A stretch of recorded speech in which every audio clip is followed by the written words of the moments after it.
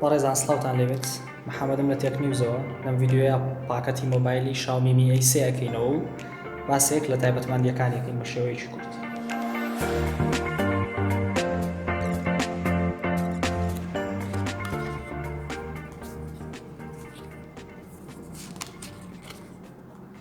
سیم ئیجەکشن توڵ بۆکردنەوەی شوێنی سیمکارت و میمۆری، هەروەها کۆمەڵێک ڕێبەری بەکارهێنان و کەڤەڕێکیش پارێزەرێک بۆ مۆبایلەکە.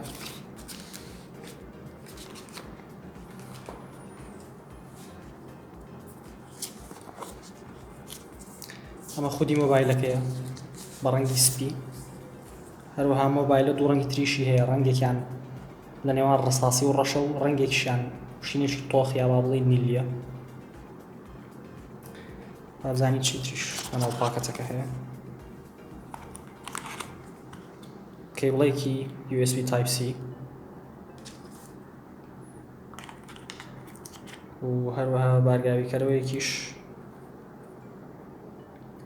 تواناکەی تەنها 10 واتە بەداخەوە، چەندە مۆبایلەکە پشتگیری بارگاوی بوونەوەکە بە توانای 8 وات، بەڵام ئەم بارگاویکەرەوەی خۆی لەگەڵێتی تەنها تواناکەی 10 واتە.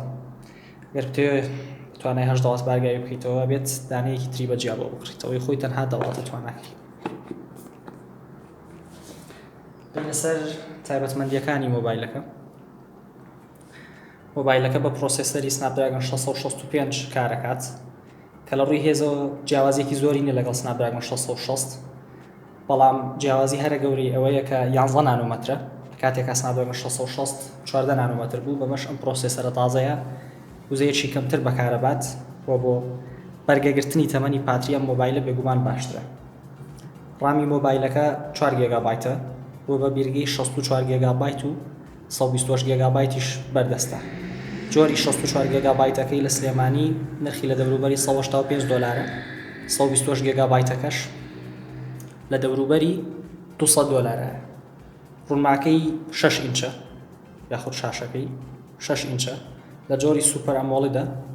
ڕوونیەکەی 720 بە 1560 پێکسلە، بەداخەوە ڕوونیەکەی کەمێک نزمە، بەڵام ئەو شوشەیە کە ڕوونماکەی پاراستووە لە جۆری گۆرە لە گلاس 5. هەروەها پشتی مۆبایلەکەش هەر لە شوشە دروستکراوە و چوارچێوەکەی لە ئەلەمونیۆم دروستکراوە و مۆبایلەکە دەرچی هێدفۆنی هەیە، هێدفۆن جاکی هەیە، دەرچەکەی لە جۆری USB Type C بێگومان و هەروەها IR بلاستەریشی هەیە بۆ ئەوەی وەکو کۆنتڕۆڵ توانی بەکاری بێنیت بۆ ئامێرەکانی ناوماڵ و ئامێرە جۆرا و جۆرەکان. لە بەشی پشتەوە 3 کامێرامان هەیە، کامێرایەکی سەرەکی بە ڕوونی 48 مێگاپیکسل و تیرەی چاوی f1.8، کامێرای دووەم لە جۆری گۆشەفراوانە 8 مێگاپیکسل و تیرەی چاوەکەی f2.2، کامێرای سێمیش 2 مێگاپیکسل لە جۆری دەپث بۆ تەڵخکردنی پشتی وێنە و کامێرایەکی لاوەکیە. لە ڕووی پێشەوەش نۆچێکی بچووکمان هەیە کە کامێرایەکی سێلفی 32 مێگاپیکسلی بە تیرەی چاوی f2.0 لەخۆ گرتووە. کامێراکەی دواوە پشتگیری تۆمارکردنی ڤیدیۆی 4K شەکات. پاتری مۆبایلەکە 4030 میلی ئەمپێرە و